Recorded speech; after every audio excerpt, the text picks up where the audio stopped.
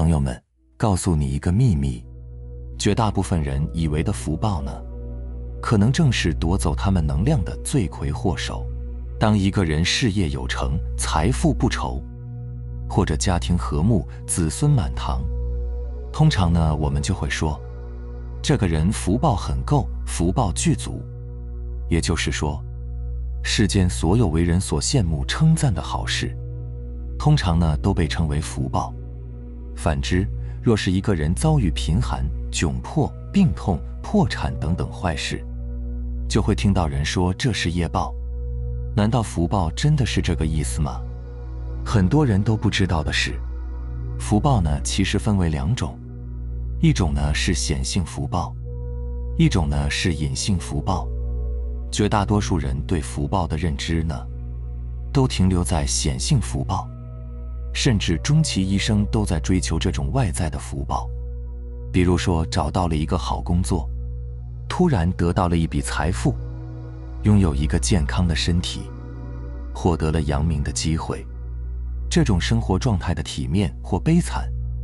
物质上的富足或贫穷，身体上的健康或疾病，我们都称之为显性福报。但你会发现，显性福报大的人很多，但真正过得幸福、内心感到快乐的却没有几个。这是为什么？到底是哪里出了问题？你看那些有钱人，社会地位高的人，哪个不是天天忙着应酬交际，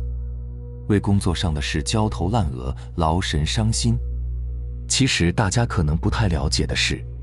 抑郁症、焦虑症在富人中占了绝大多数。从这个角度讲，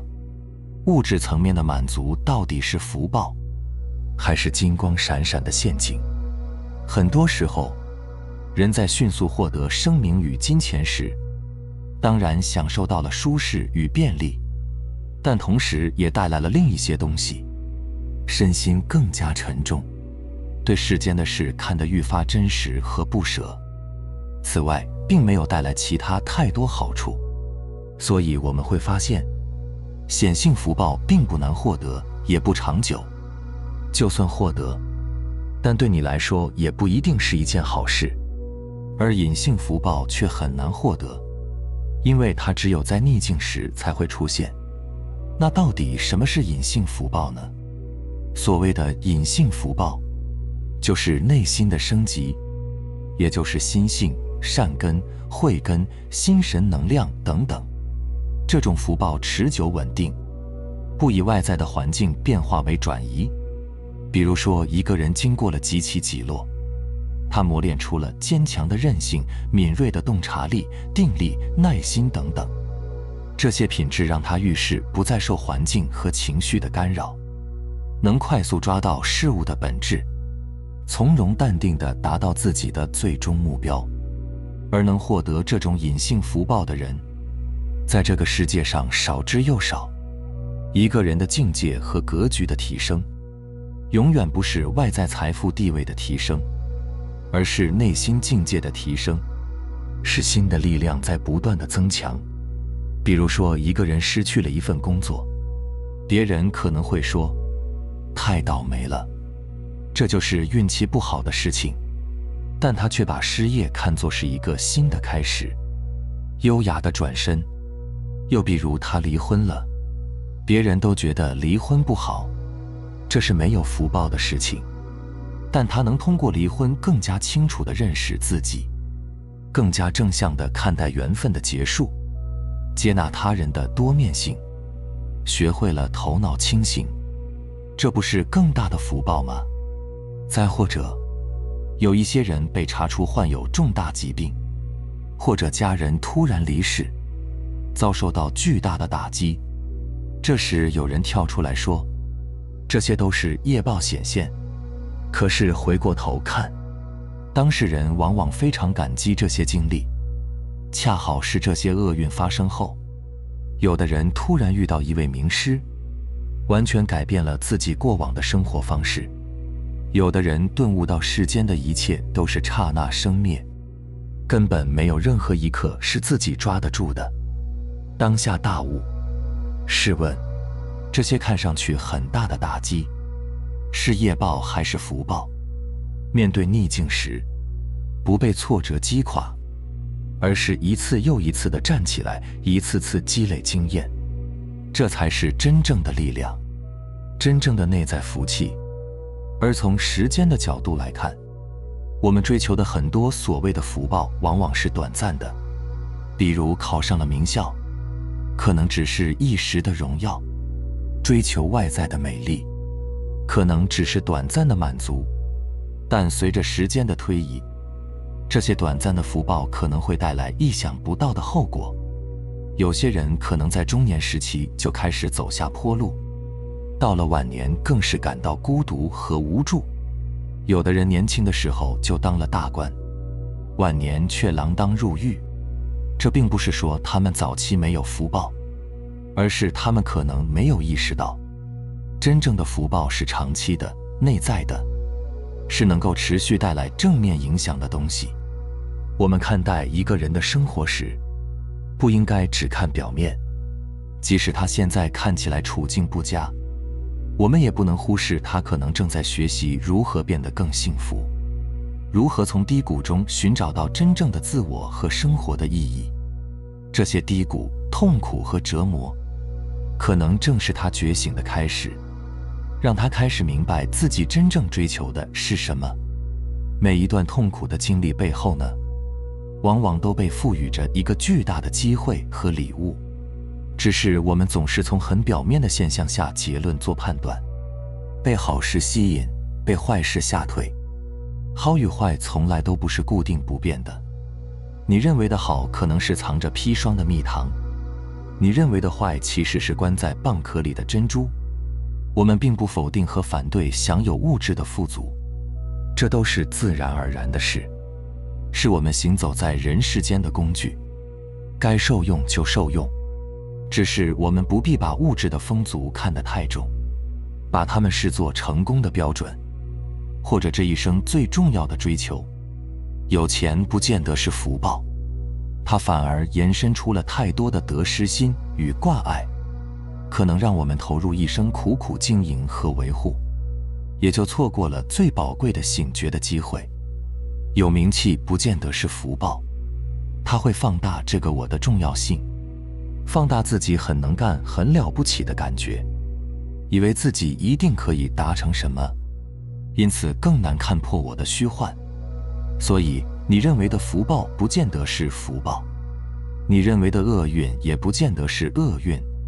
福祸随时在交替。我们需要练习的是面对福和祸不会太当真的心，阴到底转阳，阳到底转阴，不要固守于阴阳，跳出阴阳，视为无极，无极即中道。所以对福报的理解，同样一件事情，在不同的维度展现出不同的福报。你内在的维度越高，你的福报就越多。为什么？因为你本自具足，只是因为你内心的障碍，让它们无法显现。显性和隐性福报的本质呢，是善念和正念，所以增加福报的方法就是增加善念和正念。因为这个宇宙遵循因果法则，你只要生出念头，就在因果里。因果的法则就是种瓜得瓜，种豆得豆，种善念得善果，而善念正念就是形成你品格心性，提升你心境的根本。那福报的本质既然都是善念和正念，我们又该怎样时刻安住在善念和正念中呢？首先，为什么你的善念正念升不起来，反而升起的都是负能量的念头呢？最大的原因是因为你内心的认知有障碍，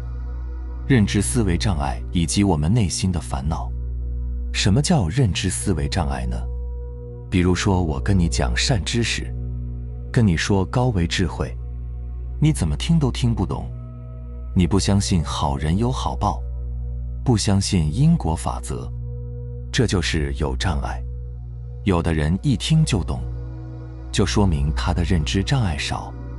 就像你让一个小学生去做大学的题目，他根本无法理解，这就是认知思维上有障碍。又比如你对一件事的认知，只能看到它有害的一面、痛苦的一面，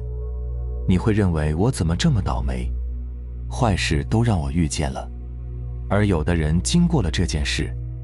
锻炼出了坚毅的品质，改变了对事物的认知，提升了透过现象看本质的能力，让他在以后的工作中如有神助。那么这个苦难对他来说就是巨大的福报。而第二种影响福报的障碍，也就是烦恼障。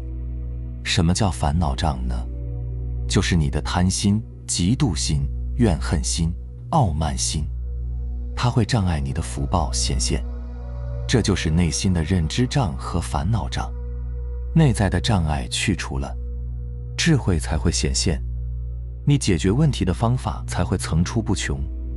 高级的点子就特别多。因为很多人不懂这个原理，一直认为显性福报是自己打拼出来的，他们会为了这些显性福报去执着抓取，在这个过程中内心不断地升起贪心、嫉妒心、怨恨心、傲慢心，看到发财的机会、出名的机会就蜂拥而上，拼命抓取，导致了福报的损失和生命状态的堕落。很多时候，显性福报实际上是个巨大的陷阱，它不断强化着你的执着心、贪心、嫉妒心，最终让你的烦恼越来越多，能量越来越低。而那些看似过不去的坎，看似煎熬痛苦的岁月，实际上就是开启你隐性福报的金钥匙，因为它在锻炼你的心智。你只有内心境界越来越高的时候，你才能看到更大的天地。所以说，在世上练心，生活中遇到的所有事，不管好事还是坏事，只要你认为他们是来训练你的心性的，是来提升你内心境界的，那他们都是好事，因为他们在增加你内在的福报。只有你内在的福报具足，你才能绽放出心性本有的光明。明白了吗？好了，非常感谢你能看到这里，希望能对你有所触动和启发。我们下期再见。